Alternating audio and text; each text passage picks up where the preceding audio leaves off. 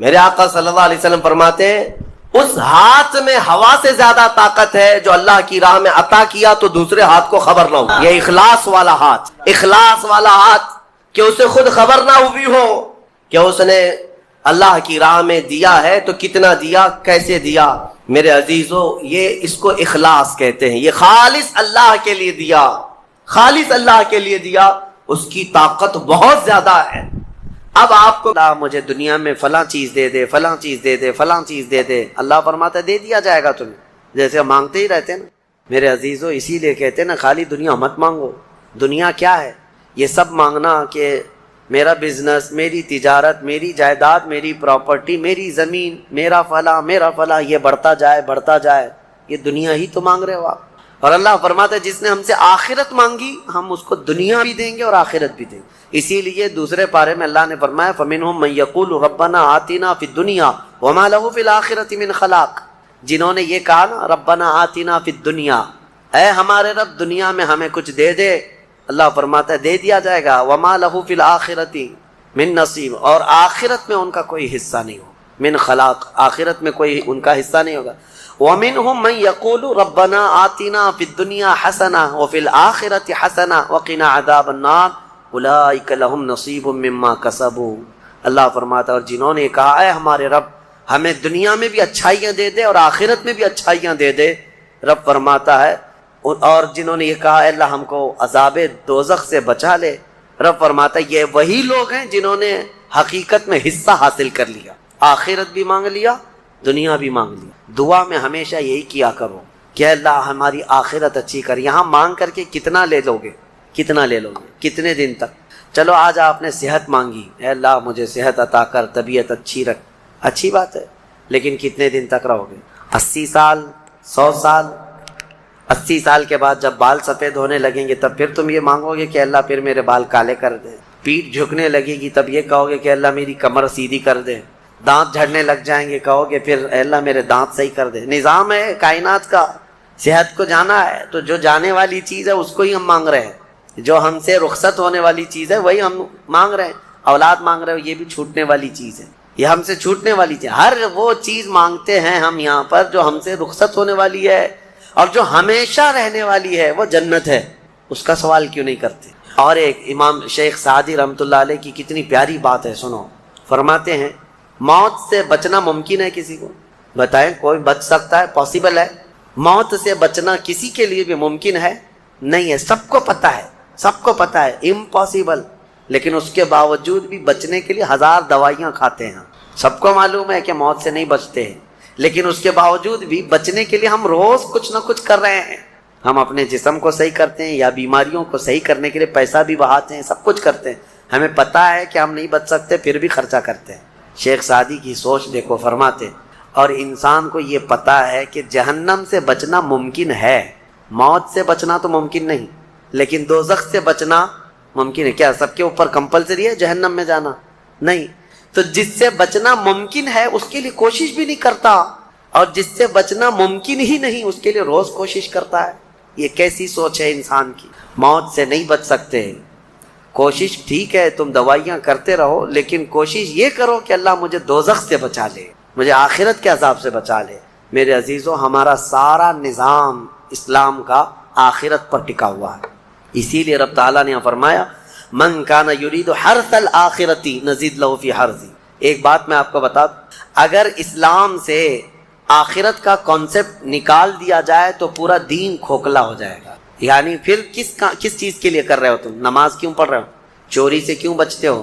شراب کیوں نہیں پیتے؟ ہر چیز کا تعلق تمہارا آخرت سے جڑا ہوا ہے، آخرت سے. کیوں؟ حساب ہوگا، پوچھا جائے گا، میری نمازیں بھی پوچھی جائیں گی، روزے بھی پوچھے جائیں گے. ہر چیز آخرت کے خوف سے ہم دنیا میں عمل کر رہے ہیں، اور اگر آخرت کا کانسیپٹ ختم ہو گیا تو وہی درندوں کی طرح سے ناچتے گھومتے رہیں گے. جیسے دوسری قوموں کو دیکھ رہے ہیں، ان کے ہاں کوئی تصور ہی نہیں آخرت کا. ان کا تو یہ ہے کہ اچھے کام کرو گے تو دوسرے جنم میں اچھا بن کے پیدا ہو جاؤ گے، برے کام کرو گے تو دوسرے جنم میں کتا بلی بن کے پیدا ہو جاؤ گے. بس اتنا ہی ہے، اس سے زیادہ نہیں ہے. پھر بھی کچھ لوگوں کے ہاں ہے سورگ اور نرگ کا، لیکن وہ بھی اتنا یقینی نہیں ہے، اتنا یقینی نہیں ہے جتنا تمہارے لیے ذہن میں یقینی جنت اور دوزخ کا تصور ہے. یہ دوسروں کے ہاں نہیں ہے. اسی لیے میرے عزیزو آخرت کے تصور کو اتنا مضبوط بٹھاؤ، اتنا مضبوط بٹھاؤ۔ مجھے ایک بات یاد آتی ہے کہ ہمارے ایک بزرگ تھے، میرے بڑے دادا، اللہ ان کی تربت پر رحم فرمائے، پورے علاقے میں لوگ اس بات کے شاہد ہیں، جب بھی کوئی کچھ غلط کام کرتا یا چھوٹی بہت بھی چیز ہلکی نظر آتی ان کو تو ڈانٹنے کے لیے سب سے پہلا جو جملہ وہ کہتے تھے وہ یہی کہتے تھے، کیا تجھے آخرت کا خوف نہیں ہے؟ آخرت سے نہیں ڈرتا؟ یہ ایک جملہ اکثر ہر کام پر، نماز کے سلسلے میں ہو یا کسی کو کہیں پر گپے لگاتے بیٹھے ہوئے دیکھتے تو یہ کہتے آخرت کا ڈر نہیں ہے۔ یہ ان بزرگوں کا شیوا رہا ہے، اولیاء اکرام کا طرہ امتیاز رہا ہے کہ وہ اپنے سارے اعمال آخرت کے خوف پر رکھے ہوئے ہیں۔ حضرت حاتم اعصم رضی اللہ تعالیٰ عنہ بڑے پائے کے بزرگ ہیں، فرماتے ہیں نماز جب پڑھتے تھے تو کہتے میرا تصور یہی ہوتا ہے کہ موت میرے گردن کے پیچھے، ملک الموت یہی ہے، یہ سوچتا ہوں کہ اب آخری نماز ہے، میری آخری نماز ہے، اور دونوں طرف میرے جہنم کے گڑھے ہیں، ادھر بھی ادھر بھی، میں اگر تھوڑا سا بھی ہل جاؤں تو ہو سکتا ہے ادھر کے گڑھے میں یا ادھر کے گڑھے میں، اور پیچھے ملک الموت ہے اور سامنے رضائے الہی ہے اور جنت ہے، میں بڑھنے کی کوشش کر رہا ہوں۔ اس تصور کے ساتھ وہ نماز پڑھتے تھے، اس تصور کے ساتھ، اور سجدے میں جاتے تو یہ کہتے کہ میرا آخری سجدہ ہوگا، ملک الموت پیچھے ہی کھڑا ہے میری گردن کے پاس، اور اگر میں تھوڑا بہت ہل گیا تو ادھر بھی دوزخ ہے، ادھر بھی دوزخ ہے، سامنے کی طرف مجھے پورا تصور جمانا ہے، رضائے الہی ہے اور جنت میری یہاں ہے۔ تو ان کے سارے تصورات ہر کام میں آخرت پر ڈیپینڈ تھے۔ میرے عزیزو، آج لوگوں میں جو بد عملی آئی ہے اس کی ایک بڑی وجہ یہی ہے، ہمارے بچوں میں اور نوجوانوں میں آخرت کا ڈر کم ہو گیا، ڈر کم ہو گیا۔ یہ جتنے بھیانک گناہوں میں آج ملوث ہیں، ان کو ڈر نہیں ہے، ان کو خوف نہیں ہے۔ میں ایک بات بتاتا ہوں، پچھلے زمانے کی ایک بات ہے کہ ایک پرہیزگار شخص تھے، متقی تھے بنی اسرائیل میں، ایک خاتون جو فحش کاموں میں ملوث رہتی تھی، طوائف تھی یا جیسی بھی، وہ آئی اس عابد کے پاس، یہ پرہیزگار شخص تھا۔ یہ جب آئی تو کہا کہ رات گزارنے کے لیے میرے پاس کوئی ٹھکانہ نہیں ہے، باہر ٹھنڈی اور بارش ہے، مجھے تھوڑی سی جگہ دے دو۔ اس عابد نے رحم کھا کر اپنے گھر میں عورتوں کے رونے پر کبھی شیطان داخل ہو جاتا ہے، مدد کے لیے عورت رونا دھونا جب کرتی ہے تو اچھوں کا ایمان ختم ہو جاتا ہے۔ وہ عورت رونے لگی کہ میرا کچھ کوئی سہارا نہیں، بارش میں بھیگ جاؤں گی، میں تڑپ تڑپ کے ختم ہو جاؤں گی۔ اس عابد شب زندہ دار اس نے اپنے خانقاہ میں جگہ دی تھی۔ جب رات ہو گئی تو وہ عورت آئی اس کے سامنے آئی اور اوریانیت کے ساتھ عجیب و غریب حرکتیں کر کے اس کو گناہ پر ابھارنے لگی۔ وہ عابد تنہا تھا، وہ قریب آیا، اس کے بعد پوچھا کیا چاہتی؟ کہا چل کوئی نہیں ہے رات میں، کوئی نہیں ہے، ہم لوگ اپنے جسموں کی سکون حاصل کر لیں۔ اس عابد نے کہا کہ ٹھیک ہے، میں اس سے پہلے تھوڑی دیر میں بھی آتا ہوں، خواہش ہے تیرے ساتھ آ جاتا ہوں، سوتا ہوں، لیکن اس سے پہلے میں دیکھتا ہوں۔ اس نے کیا کیا، گھر میں جو چراغ جل رہا تھا، بہت اس وقت مشال جلائے جاتے تھے، کرنٹ تو نہیں، لائٹ نہیں، مشال جو جلائے جاتے تھے، اس نے وہ مشال کو قریب کیا، پہلے اس میں اپنی انگلی لگایا تو چمڑی جل گئی، ہاتھ جھٹکنے لگا۔ وہ خاتون تیار کھڑی تھی، پوچھنے لگی کہ کیا کر رہا ہے؟ کہا رک جا، دیکھ رہا ہوں۔ تھوڑی دیر کے بعد دوسری انگلی آگ میں لگایا، چمڑی جل گئی۔ پھر اس کے بعد وہ اسی طرح جلاتا رہا انگلی کو۔ اس خاتون نے پوچھا کہ کیا کر رہے ہو تم؟ اس عابد نے کہا میں دیکھ رہا ہوں، اس آگ کو میں برداشت کر سکتا ہوں تو پھر ٹھیک ہے، میں یہاں مزے بھی کر لوں گا، اس لیے کہ جہنم کی آگ اس سے 70 گنا زیادہ تیز ہے، میں نے سنا ہے۔ دیکھ رہا ہوں کہ یہاں کی آگ میں برداشت کر پاتا ہوں۔ 2 انگلیاں سامنے کیا، 3 انگلیاں کیا، 4 انگلیاں جب مشال میں لگایا تو پورا چمڑا جل کر کے صرف انگلیوں کی ہڈیاں کالی ہو کر رہ گئی، ہاتھ پورا چمڑا لٹک گیا، پورا ختم ہو گیا، ہاتھ پورا جلا رہ گیا۔ وہ عورت چیخ مارنے لگ گئی کہ کیا کر رہا ہے، چمڑے کے جلنے کی بو آنے لگ گئی۔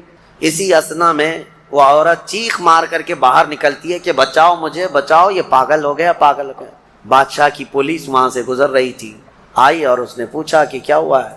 کہا کہ اس عابد نے میری عزت پر حملہ کر دیا۔ تو پولیس اندر گھس گئی، دیکھا تو یہ بیٹھا ہوا تھا، اب آؤ دیکھا نہ تاؤ، حملہ کر دیا اس پر۔ لوگوں کو باہر پتہ چل گیا کہ ایسا ایسا ہوا ہے، ایک عورت آئی تھی اور اس پر عابد رات کو تنہائی میں اس کے ساتھ منہ کالا کر رہا تھا۔ تو لوگوں نے مارنا شروع کیا، اتنا مارا کہ وہ عابد مر گیا، انتقال ہو گیا۔ ختم ہو گیا۔ اب مسئلہ یہ ہے کہ اب لوگوں میں یہ بات پھیل گئی کہ اتنے سالوں جس کو ہم نے عبادت میں دیکھا تھا وہ ایک عورت کے چکر میں آخری وقت بہک گیا اور منہ کالا کر لیا۔ اب اس کے بعد اس کو اٹھاتے ہیں، اٹھا کر کے قبرستان میں جب دفن کرنے کے لیے رکھا گیا، قبر میں جیسی رکھتے ہیں اس قبر میں تیز خوشبو بھر چکی ہے، ہر جگہ سے خوشبو کے جھونکے آ رہے ہیں۔ لوگوں نے کہا یہ بدکار آدمی کی قبر میں اتنی خوشبو کہاں سے آ رہی؟ اس کو دفن کر دیا اور یہ بات مشہور ہونے لگ گئی۔ بادشاہ خود بھی آیا، پوچھا یہ کیا مسئلہ کیا ہے؟ تو لوگوں کو جب یہ بات سمجھ میں نہیں آئی تو علماء کو بلایا گیا اور پوچھا گیا کہ کیا مسئلہ ہے؟ کہا گیا کہ یہ بدکار نہیں ہو سکتا، یہ اللہ کی رضا میں انتقال کیا ہے۔ اس خاتون کو پکڑ کر لایا گیا، پوچھا گیا کہ کیا کیا معاملہ ہوا تھا، سچ بتا۔ اس عورت نے بتایا کہ اس کا کوئی مسئلہ نہیں تھا، یہ ڈرتا رہا اللہ سے اور آخرت سے ڈرتا رہا، اور رات میں یہ بیٹھ کر کے اپنی انگلیاں جلا لیا تھا اور یہ کہتا تھا کہ میں دیکھتا ہوں دنیا کی آگ سے میں برداشت کر پاتا ہوں تو ٹھیک ہے میں تیرے ساتھ مزہ کروں گا، نہیں تو پھر آخرت کا عذاب اس سے بھی بڑا سخت ہے۔ وہ یہ کہتا رہا اور میں بھاگ کر گئی، اتنے میں لوگ آئے اور اس کو مار دیے۔ بادشاہ نے پوچھا کہ دیکھو اس کو پھر سے نکالو، نکالا گیا۔ اس خاتون کے بتائے ہوئے اعتبار سے جب دیکھا گیا تو اس کا ہاتھ جلا ہوا ویسے ہی موجود تھا، جلا ہوا ہاتھ ویسے ہی موجود تھا جیسے اس عورت نے واقعہ سنایا تھا۔ پھر لوگوں نے بہت توبہ کی کہ اس کو مارنے کا کیا گناہ تھا، اس کا جرم تھا، لیکن بہرحال وہ شہید تھا۔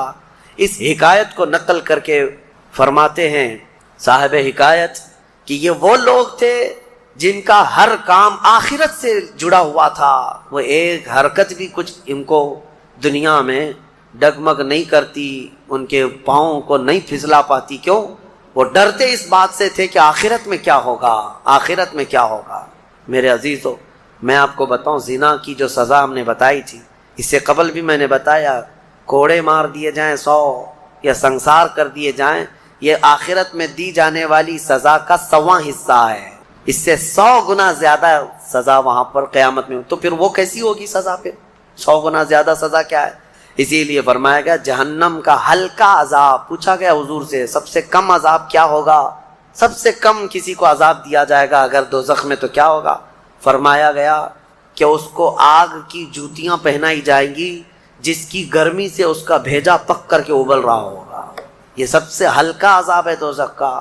پھر جہاں اللہ نے عذاب علیم کہا، عذاب عظیم کہا، عذاب مہین کہا، دردناک عذاب، بڑا عذاب، ذلت والا عذاب، تو پھر وہ کیسا ہوگا؟